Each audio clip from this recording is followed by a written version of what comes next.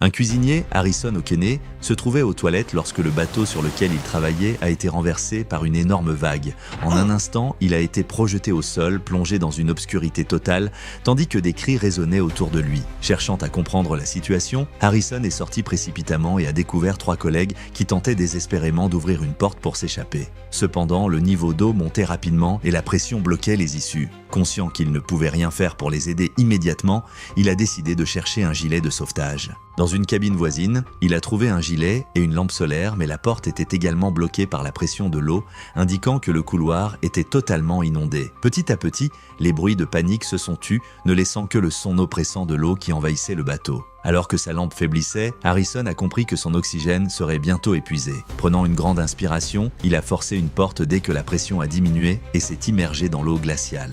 Dans l'obscurité, il a avancé à tâtons, touchant accidentellement le corps sans vie d'un collègue, mais il a gardé son calme et continué à chercher une issue. Il a fini par trouver une poche d'air dans un bureau non submergé. Là, il a improvisé un radeau avec des morceaux de bois et un lit flottant pour se protéger de l'hypothermie. Il a également découvert une boîte de sardines et une bouteille de cola qui l'ont aidé à tenir. Au bout de 3 jours, il a entendu des bruits à la surface et vu des lumières. Une équipe de secours était présente, mais ils ont quitté la zone après avoir laissé des balises sans remarquer sa présence. Plus tard, une autre lumière est apparue et Harrison a frappé sur des objets pour attirer l'attention.